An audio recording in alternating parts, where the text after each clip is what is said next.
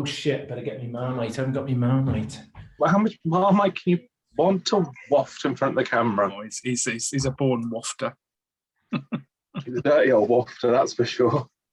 Oi, you hear that? Marmite retrieved.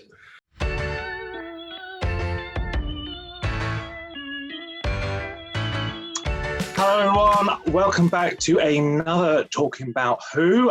This week we are going all the way back to season 7. I'm Paul, or P-Bal. If I look a bit teary-eyed, I think it's hay fever. I'm not emotional looking at the comments that you've written. All the bad ones. So anyway, joining me this week, as per usual, we have got... Hi, it's James. And hi, it's Jason. How are we doing? James. Yes. Gotta say this, James. That is a fabulous photo of me holding the Marmite behind you. This one here, you may notice there's been a bit of a regime change since our last recording. Long live the Republic.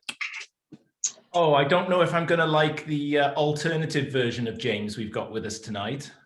I thought in Inferno, the alternative is they'd taken out and shot the Queen, so Jason wouldn't be on the wall, would he?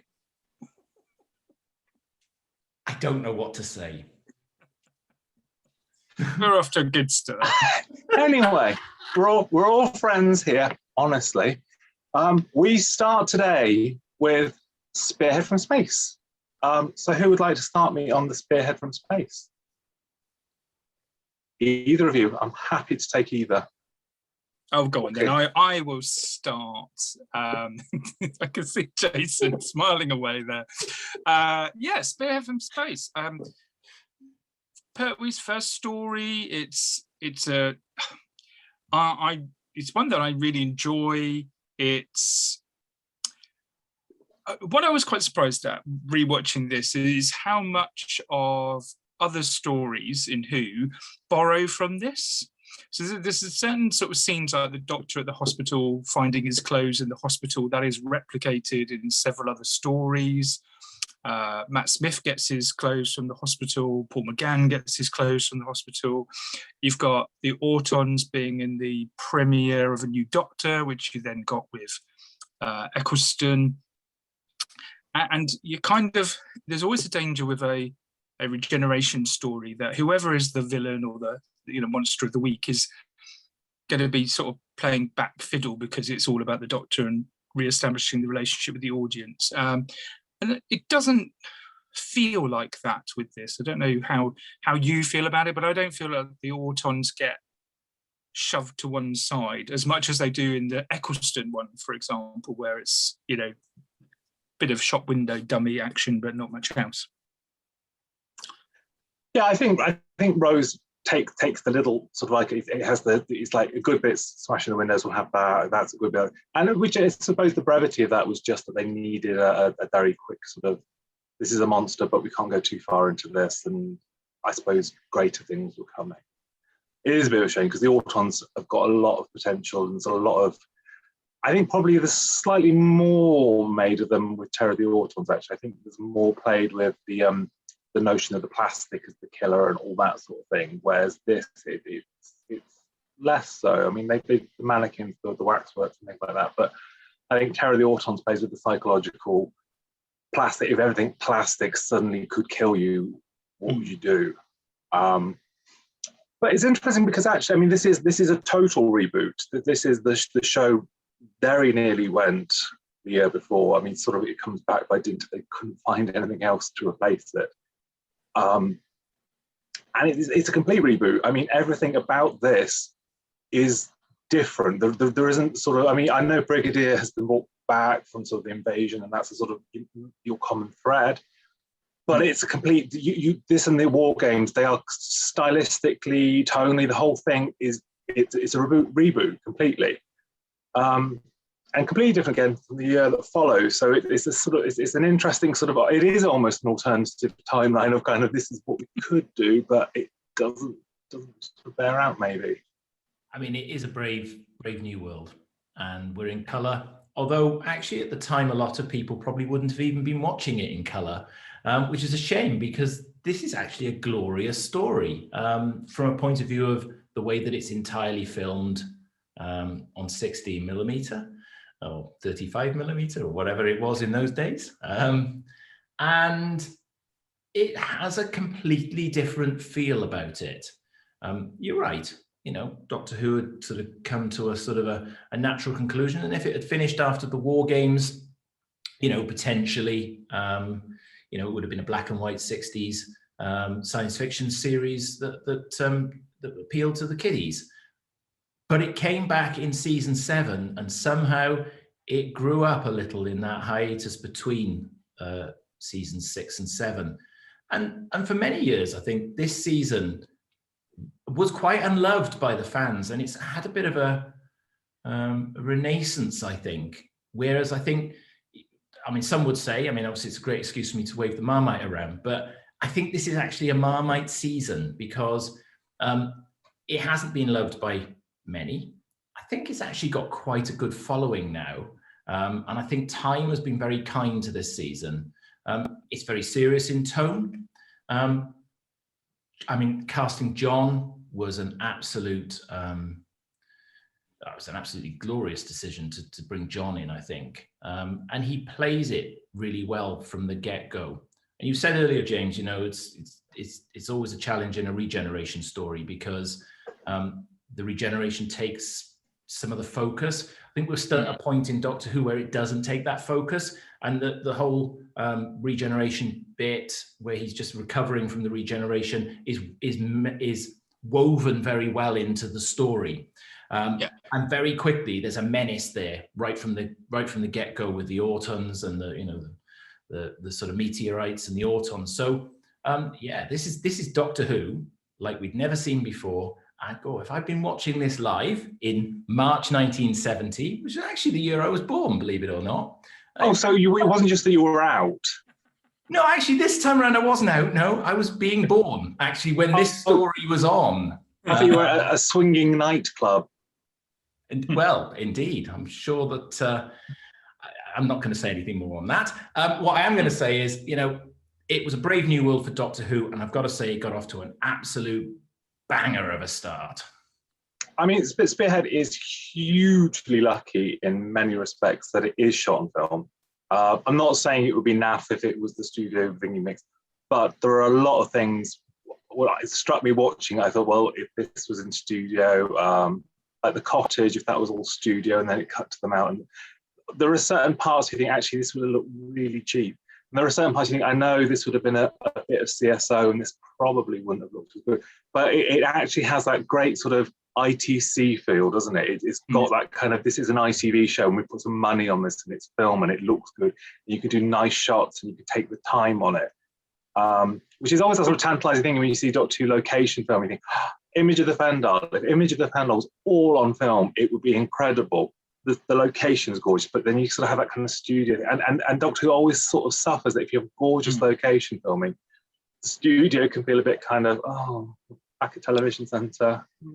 The problem was had industrial action, didn't they, going on at the studios? So they were forced to do pretty much everything on location, which in hindsight actually worked so much better than a studio story. Because like you say, it's brand new. Everything about it is brand new, and it looks and feels very different. You know, a lot of the action sequences around the hospital and then around the factory, you know, those are really, really nice things to watch, even now, you know, that it's all been cleaned up. Oh, it's beautiful since it's been cleaned up. But it's interesting when you watch it, because they'd actually shot all the location film. And there is a subtle change in the way this is filmed, because you see all the location stuff's gorgeous outside when they do all the outdoor stuff. And that's when the studio strike kicks in, where they can't get into the studio and then they've got to cobble it together. So you get like a really grey and dull unit headquarters, and you know, the interior scenes of everything aren't quite as grand as they are when you're in the hospital scenes, for example. But what you said earlier, P-Bal's right. There's a scene in the hospital where they're walking down the corridor, and the camera tracks all the way backwards in the corridor, and you've got extras doing bits and bobs in the background, and the scene's played out beautifully. You just wouldn't get that in studio.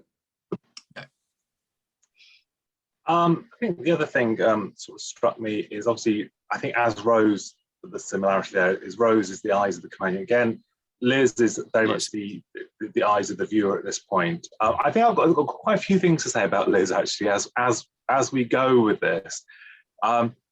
Spearhead, I think it's a very, very clever thought, and the Brigadier knows that aliens are real, and the Doctor is real. Liz doesn't know that either's real, and it's sort of there's a kind of the Brigadier's sort of the halfway point between the viewers that go, oh, for Christ's sake, she should know that Doctor Who is real, kind of thing, and and it's a nice mixture there, and I like her like when they're trying to get into the police box, and she's like, you should be a policeman locked in there, kind of, I like that. She does a lot of withering, and I like that kind of acerbiveness.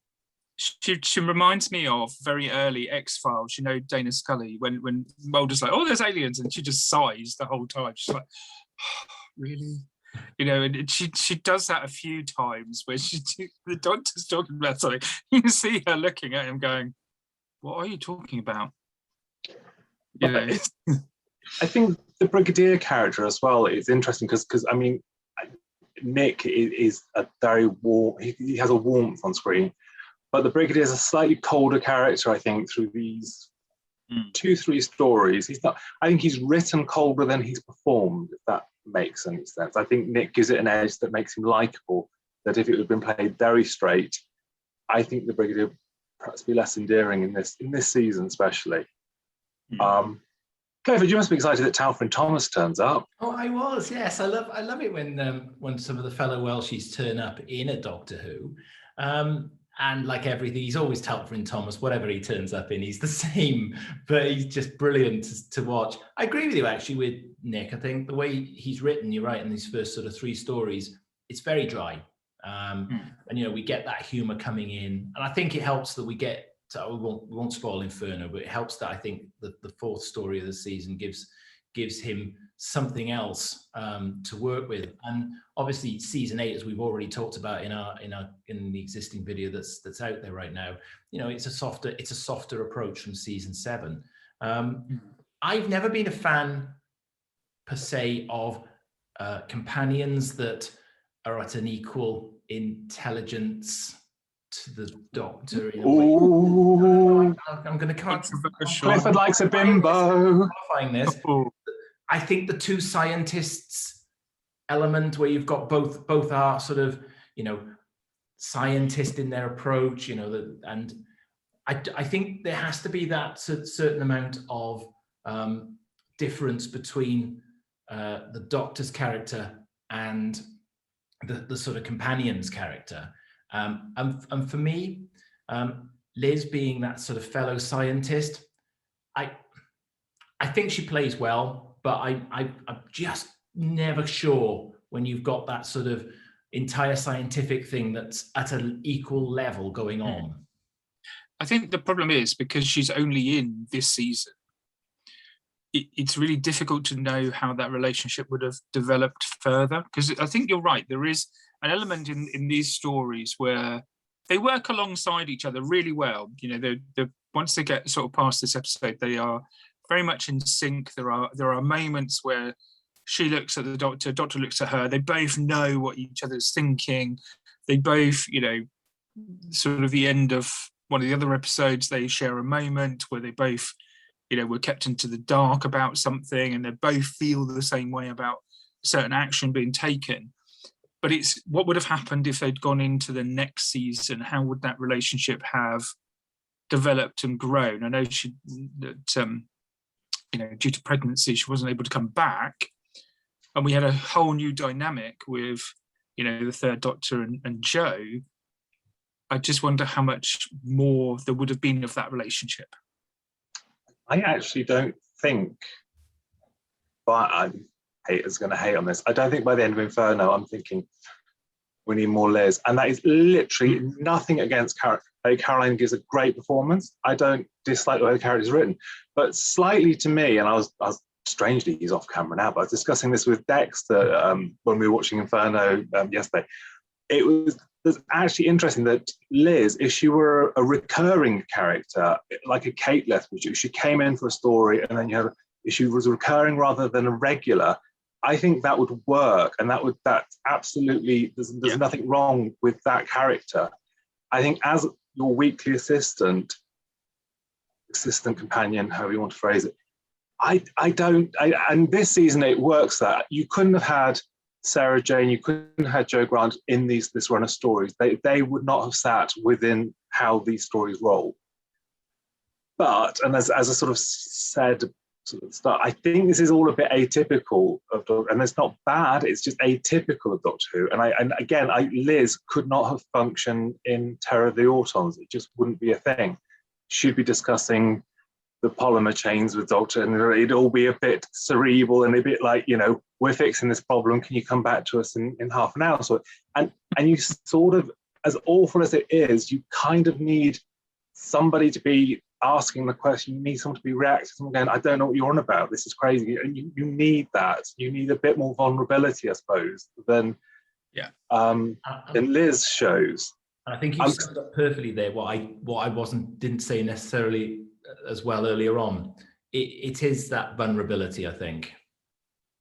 And I sort of, again, I sort of, similar to Jason, I had this thought that actually my sort of, I'm not going to pick favourites, obviously, but one of my favourite companions is Romana, both versions of Romana. I adore both of them, and she is cleverer, or as clever as the Doctor. Yeah, that really works. But I think that's because the Doctor and Romana take it sort of in turns of being the vulnerable one or the person that doesn't get the situation as fully as the other one. Whereas I think for the majority of these stories, the Doctor and Liz are like, we are scientists having a scientific discussion that we either know more about or don't know more about. Well, very much equals. I feel it comes across, particularly in the next story we're going to talk about, but it comes across as they are equals. And that's where I don't know that the companion Doctor mix on equals works just as well as it does when you've potentially got the more vulnerable companion that does need that little bit of help or reassurance, or it's someone for the Doctor to talk to maybe just talk about ideas and get a different answer back that isn't a scientific, yes, absolutely, if you add that in there and it'll do this and do that. So, yeah. I think I could be wrong unless I've blotted it out. I don't think Liz, and it's not a prerequisite for any companion, I don't think Liz has a scream, does she? She has a look of horror at the Ambassador in the Ambassador of Death, and she has a yelp, I think, when she goes over the weir. But I don't think you have the full kind of, oh my days. It's just, she has a bit of even the Silurian when he pelts her one, it's still not a full, this isn't Bonnie Langford part one. Get into the key, love. The character isn't screaming. And I think equally that's one thing I suppose people don't necessarily always say, when they always say the strong companion came in with Sarah Jane or Ace or something. Actually, Liz is incredible. And it's jumping forward slightly, but there's a lovely scene in Ambassadors of Death where I think the goon, for want of a better word, grabs hold of her arm. She looks at her, she goes, don't worry, I won't hurt you. And it's such an assured, character. I mean, you just probably wouldn't get that with any of the other companions. Yet still, I'm not sure it's something she's a character that I needed more of. Yeah, she doesn't have any of the sort of character arcs that other assistants or companions have, where they sort of build over time. She's pretty constant from this first story onwards. And you're right, they're like best friends, science friends, but it doesn't really develop sort of any further beyond that, which is which is a shame. But she's a good, solid companion, like you say. But I think that you're slightly spoiled some ways that Liz and the Doctor get along from the start. They both have respect for both, and yet the beauty of Jo is that she comes in and craps up his experiment, and by the end he's really gutted that she's going because she's independent, and you see that absolute growth that she sort of flourishes. So I mean, it is difficult. It sounds like I'm sort of hating on Liz, and I don't, because I think she does a great job. I like the character, I like the performance. I think there's absolutely nothing wrong with it. I'm not hankering after more, and I don't think it would have suited to have done more. I can completely see why Barry took the decision he made, that this wasn't working as a format to keep going with. You can do it for so long, you can't do it forever. It doesn't roll that way. Because in some respects, this wasn't Barry's decision, was it? Because you don't really start to see the Barry Letts influence probably until, a few stories into season 7, because, essentially he's taken this over from the previous production team who came out of the last season. Barry inherits Jon.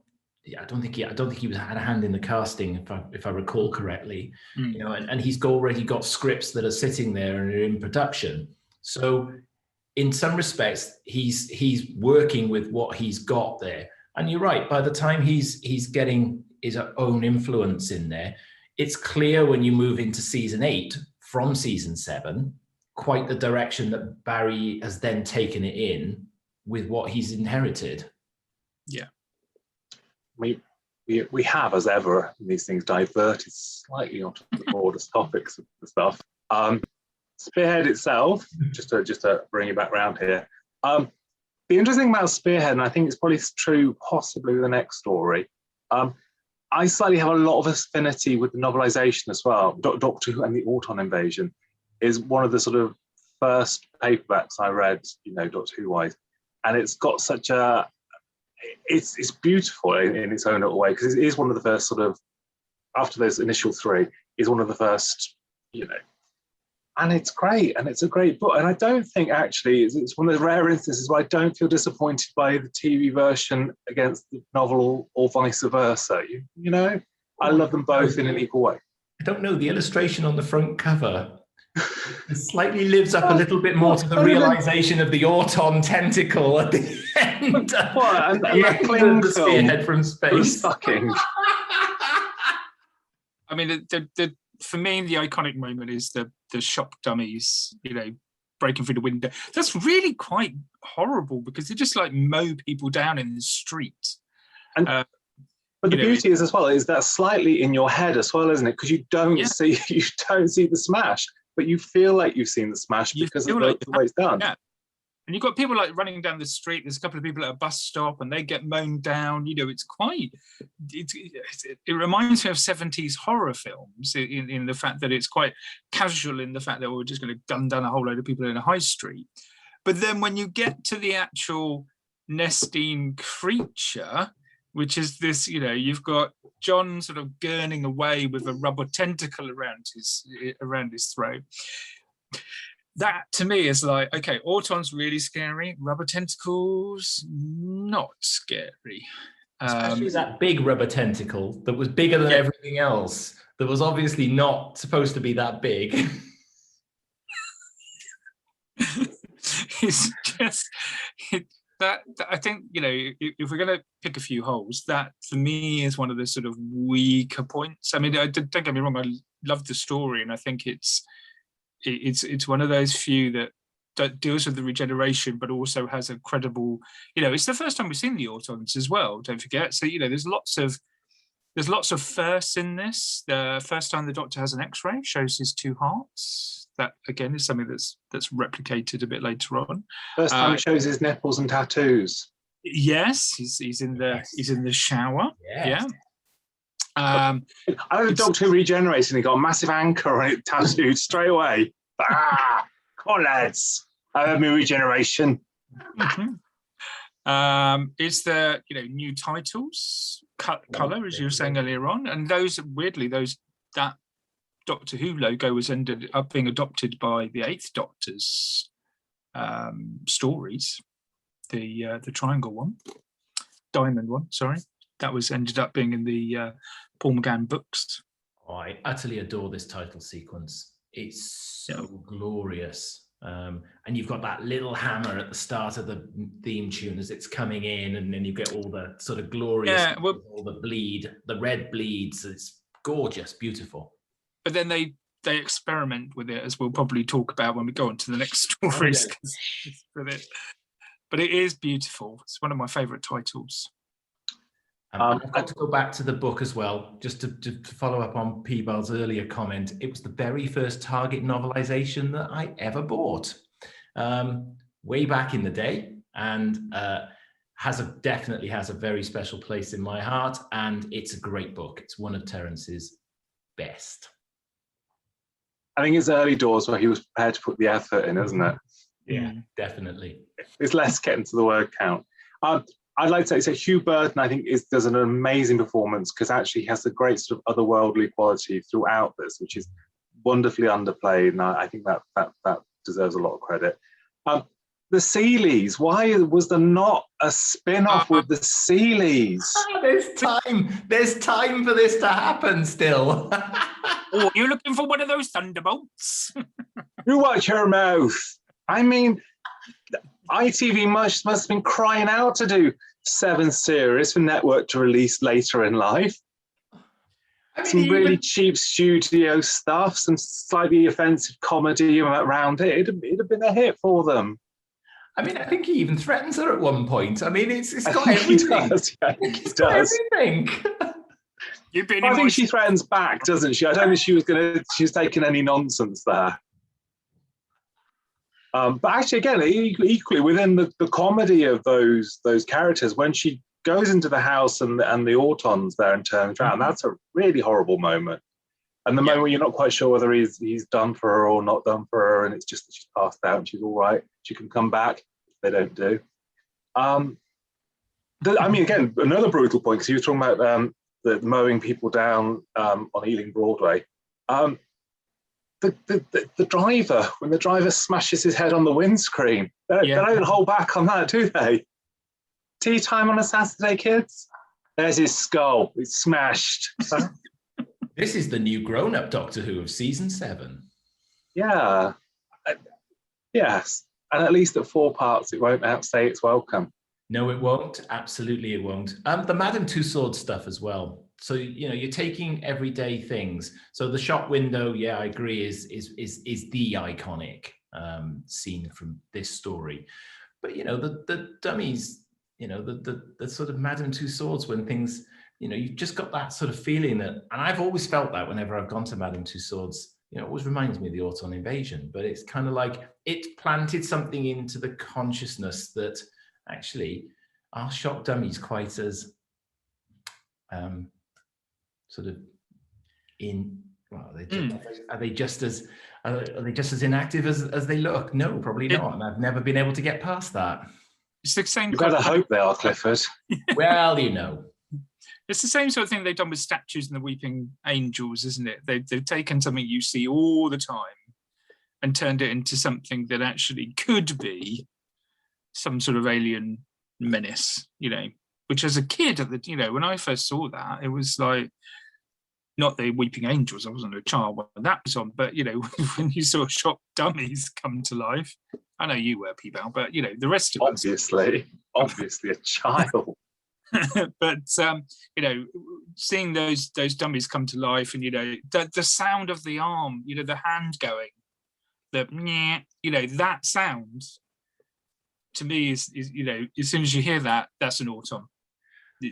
But this is placing Doctor Who now very squarely on Earth, and this is the kind of story that they needed to place it there, because effectively, you know, it's an alien menace that is invading Earth. You know, it's 100,000 years of colonizing planets, and then they discover Earth. But this is planting it firmly, squarely in Earth and setting the tone for the rest of this season. You know, they've experimented with the invasion. We'd had the Web of Fear, so we'd already had tastes of this in previous seasons. But this is pretty much saying, here we are. This is what we're going to do, and this is how the stories are going to be. And I think they do a brilliant job of it in this, to set that scene and say, this is how we will be going forward. Yeah. And it works for the season. It works for the next couple of years on and off. But I'm very much Team Terrence Dicks on this, in that if your whole show is created on a time traveling box that can go anywhere in the universe, anywhere in time, and you say, actually, we're going to stop in the 1970s or 80s, depending on what you want to say it is. If you're going to set in present day Earth, everything's got to come to you, kind of thing. It's kind of, you then literally put limitations upon what you can present to quite a degree. But that said, actually, the clever thing, either by design or by accident, with season 7 is actually the 4 stories don't, I think, particularly repeat within, you know, it isn't here comes the master and we've blown it up again, here comes the master, we've blown it up again, which there is nothing wrong with that if you package it beautifully. But but there isn't that sort of similarity. I think they are all quite definite stories. They're different stories, but they're all the thing that I wrote down. Apart from this one, is a unit go to support a power station or a science lab, or unit are there already investigating, and then the Doctor sort of trolleys along afterwards. It's that kind of. I find the next three stories slightly similar in that respect, but they're very different in what they're talking about and the whatever alien it is in each one. Yeah, I was going to make Jason speak then because he's got his mouth full, but yeah, sorry, I distracted you there by shaking my yeah, but we'll move on from that. It's good. I've got to say, it is actually really good what you don't see on these when we're in the background and you can't see us.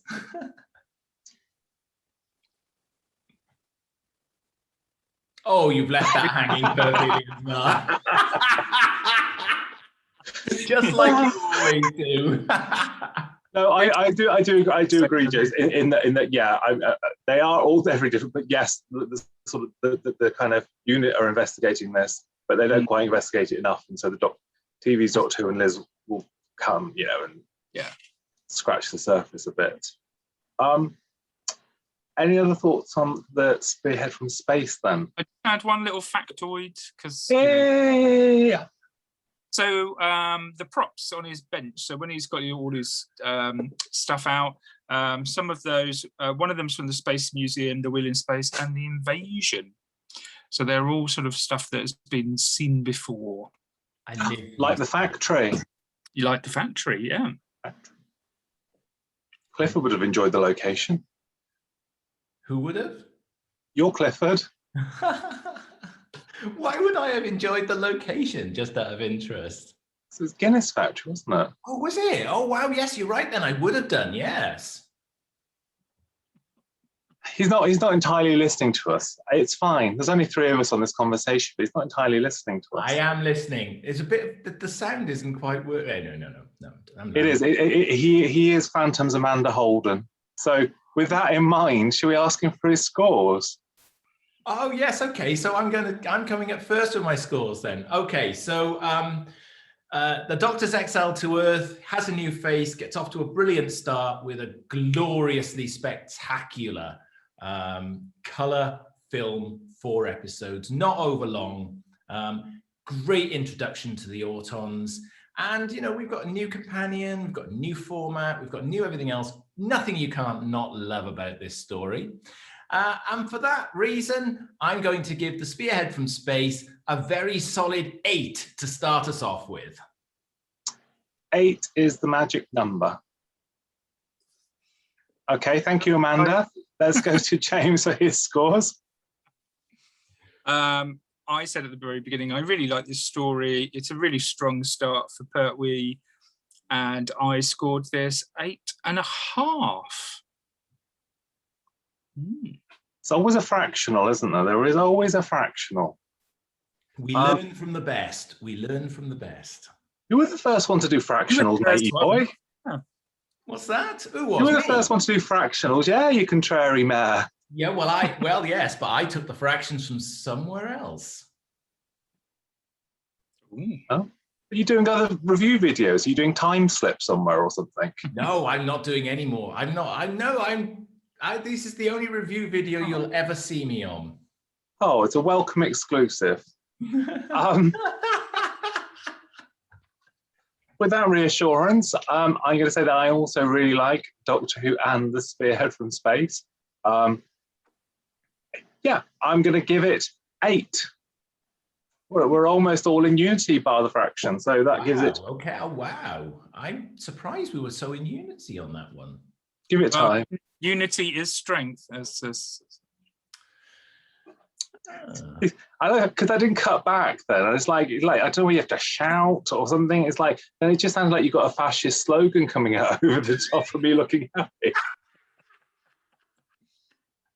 It's fine. Don't worry. There we go. It's cut back to me. So Spearhead from space is 24.5. Good start. Good strong start, that.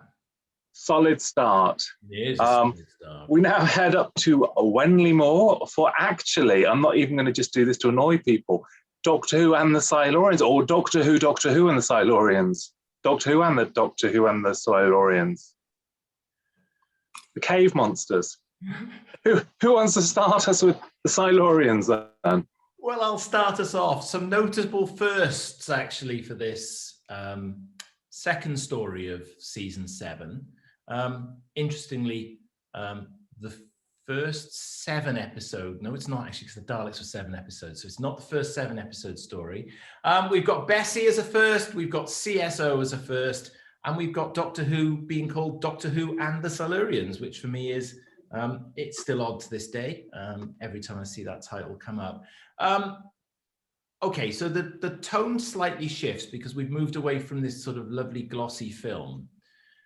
But I don't think, because we're in colour, and I still think it's beautiful in colour now to see Doctor Who in not as black and white.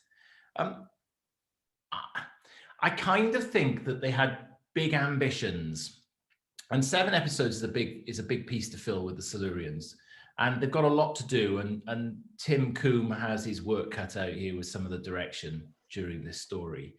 But the cave sequences in the studio don't live up to expectation.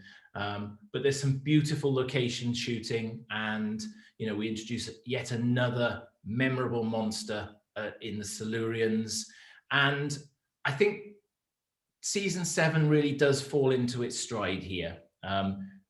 Jon and Caroline are playing really well by this stage. They're already quite comfortable in the way that they're sort of working together. I like this story. It is a little long at 7 episodes, but again, we've got to think about it. We would have been watching it weekly if we were watching it back in the day. So we have to be sympathetic to that to a degree, but it is a little bit long at 7, but there's some very interesting concepts here at play.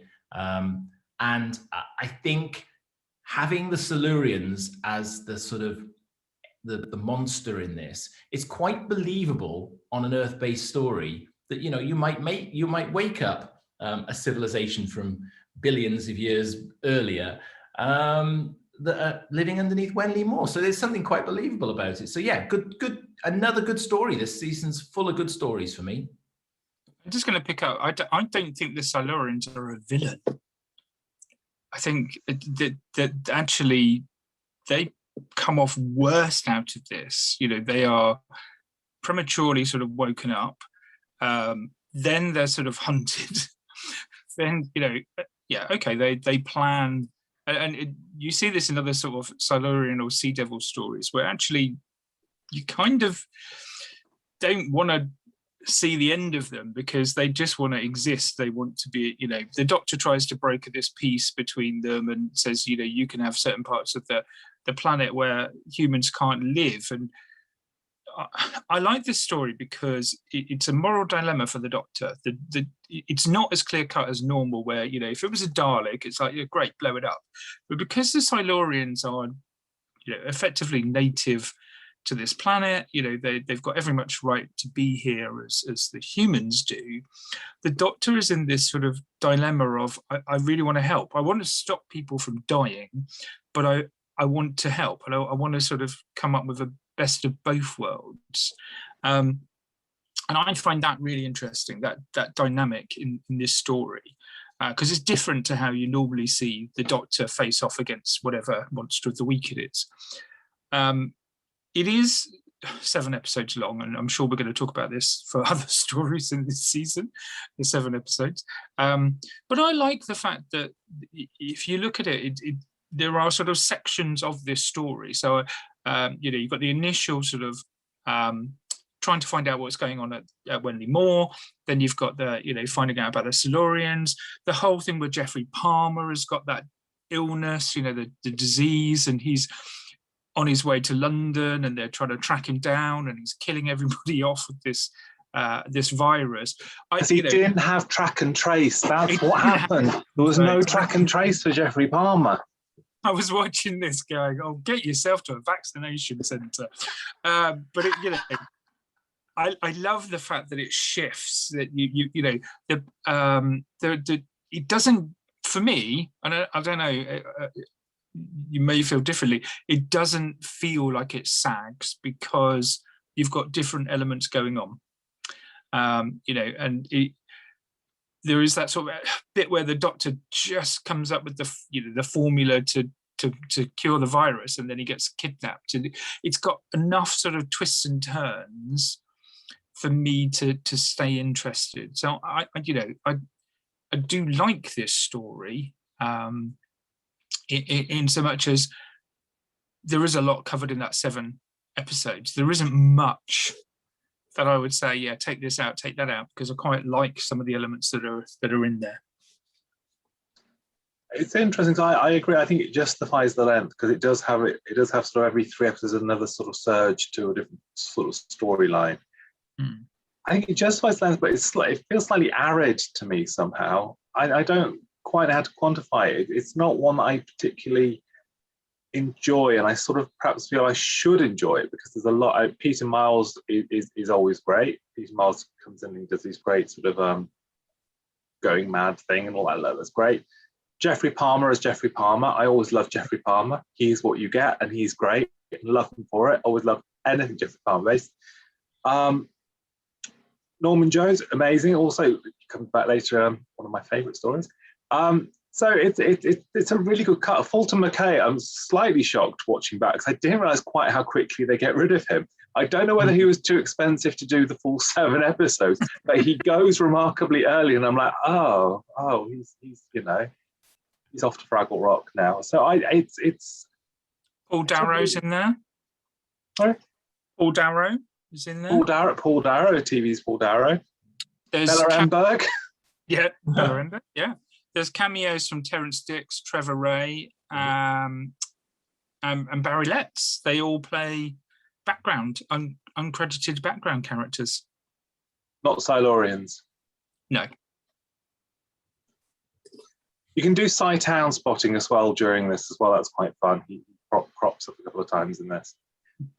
So yeah, it's a really good cast. I suppose also the slight problem you do get, and it's a sort of, it's not specifically Doctor Who, but it's a slight inherent problem. When you start having monsters talking to each other that look quite similar,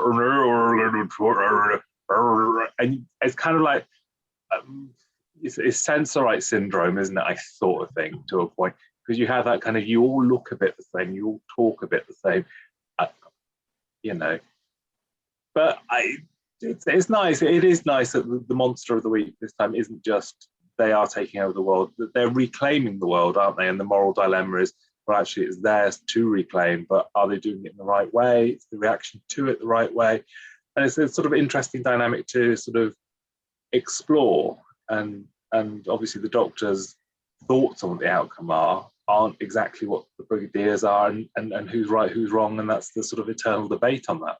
Yeah, I mean, the humanity that the Doctor comes through, because he wants them to come back and share the earth, and he is really trying hard to get that bridge with the Silurians, and then you've got everybody else who just basically doesn't want them to come back and is making it much more difficult. It is a very interesting concept for a story, and I agree with every comments we've had. 7 episodes actually doesn't feel overly long for this at all. It is slightly longer than potentially, it's 1 episode longer than potentially it should be, but it does go along. It's got several sub stories in there.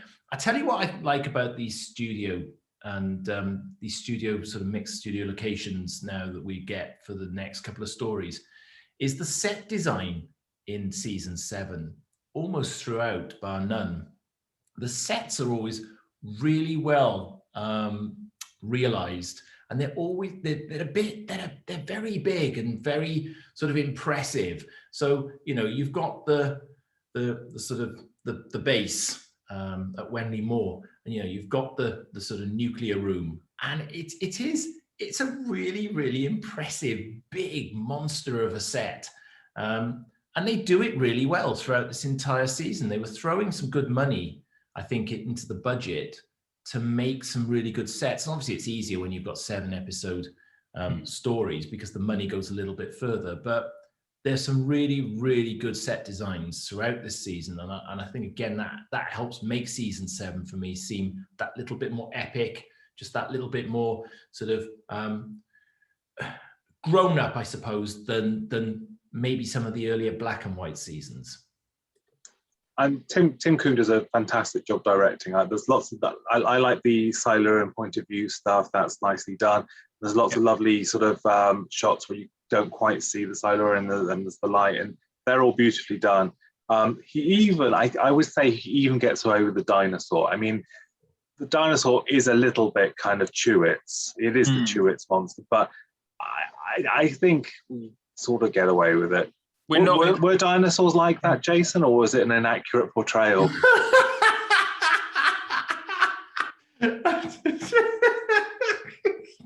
Well, just it's an inclusive discussion. So yes, I think, and it's also a bit. I mean, in context, it is a bit strange they've got a pet dinosaur down there just for shits and giggles, isn't it? Really. That I don't think seems very big in the grand scheme of things. I mean, it's another example of where CSO doesn't quite carry it off, possibly. But I don't think that the sets for the cave, I've said it already, but I don't think the sets for the caves are very realistic. I don't think any TV program that's shot in a studio, Star Trek Earthshock can make. No, even those sets weren't that brilliant. I thought, I'm sure it's you turning. I think you like the Earthshock sets when we discussed it. No, I like the planet stuff, and I like the caves are on the planet. That's all you see, apart from the actual quarry. That's the only bit of planet you see. I'm not taking any points off here for the sets. I'm just noting that the sets for the cave sequences, whilst big and large, are a little bit obviously studio. One thing which I think probably is a little bit Marmite, I think, for a lot of people, it's Kerry Blyton, nephew of Enid. His music, which I like, because he's also Revenge and Death of the Daleks, isn't he? Yeah. So I like his slightly strange orchestrations. I like his melodies. I like how it works. I know for a lot of people they don't like the style. Where do you stand on Kerry Blyton? I don't mind the music, to be honest with you. I think there's each of these stories tries to do something slightly different, whether it's with titles, whether it's with music. I don't know whether it's a deliberate thing or they wanted to make it fresher each week, but I don't find the music any kind of distraction. I think it adds to that feel of it being slightly different to the previous story. Yeah, I'm not sure what the story is on why Timothy picked Carey. Obviously, Douglas and Dudley there was a bit of an issue there. That's why he doesn't do Inferno. But I don't know. I suppose these things aren't going to be to everyone's taste. It's not quite as avant-garde, I suppose, as like your Malcolm Clark Sea Devils kind of scenario. No, I mean that's completely to the opposite end of the scale. No, I think the incidentals work really, really well in this story. I always think it's good if you don't really notice them, and then therefore they're a part of the story, and they don't jar here and don't stand out to me as being anything other than just some really, really good incidentalists running alongside. So, is it time for a magical scoring, do you think? Can I just, before we score, can I just ask Jason? And I've always wondered this, but I absolutely adore, it's probably not even a question, it's more of a statement. I absolutely adore the fact that this is Bessie's first story. And, we've given the Doctor a little bit of backstory now and a bit of character. And, John's clearly been on Earth for a little while now, and he's got all the bits he wants. He's got his laboratories, and he's got his Bessie. But who came up with the idea of putting the number plate on there, which is genius stuff? Who won? I mean, isn't that genius? That's another leave him hanging. You did leave me hanging there, no, absolutely. But the continuity problem then when it comes back for Battlefield and it's Who 7, then he's not the 7th Doctor, he's like the 47th Doctor, isn't he? 247th, given the timeline and the way we've gone now, I think. He'd need an American plate, wouldn't he? I mean, if we're going to just do a few random matters, I mean, the beautiful thing about the Silurians is that it's got a very rare hardback novelization of which I'm a proud owner. Oh, had to get that in, didn't you? Just shoehorn that in. I mean, if anyone does want to offer me a few £1,000s for it, I will willingly take it and pay for a facelift. It is beautiful, and you know I do like the hardback books, and you have often mentioned it to me already a number of times, but I've got a pristine Target that's absolutely mint condition of this. But I think, again, it's another one of those early books. It's another one of those early covers. And again, I think the first 10 Target books for me are beautiful pieces of work right the way through, written, art, everything else. But the Cave Monsters is a great addition, and tells the story and tells it in a little bit more of a slightly different way than the TV series. So, you know, that's I love all the Target books, as you know. It's quite a funny thing. I listened to a bit of the commentary on the DVD as well. Caroline had at the point just read the novelization for audio, so she's cluing everybody up and saying, well, in the novelization, this is expanding on your character's not that character, and that this is you were at school together, and she knows the names of the different Silurians because they've all got individual names. They're not just young and old. They're like Tarpok. It's like oh, she's really got into the kind of like, oh, this is bigger in the novel than it is on the screen. And it's nice when the novelizations can give you that, I think. But I love the fact she sat telling Nick Courtney and Peter Miles and Jeffrey Palmer, no, this in the novelization, this is this. And it's quite a sweet moment, really. So scores on the doors are we going to go for here? Just one more, sorry. He just was. I said any more points. He's like, no. Says go to the scores. One more point. I've got one more. One more point. So it's kind of nice that I'm actually having these extra things to say. Who else amongst us here felt slightly deflated at the end of the story when the Brigadier decides to blow them all up?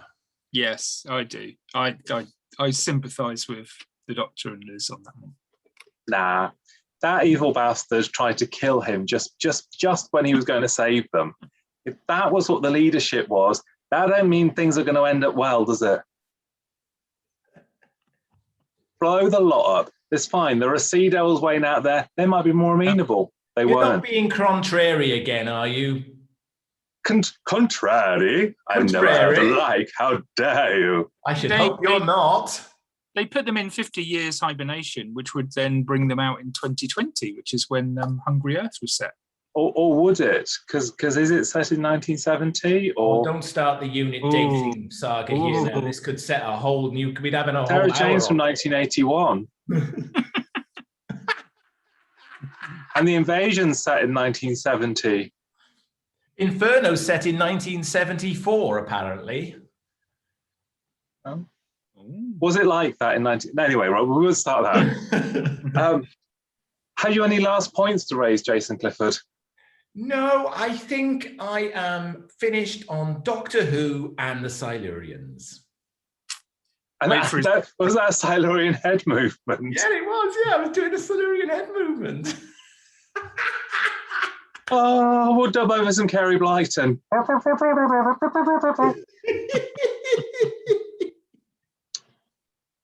I feel inclined. I'm going to any last points, James, that you would like to raise on this story, or Jason, anything else?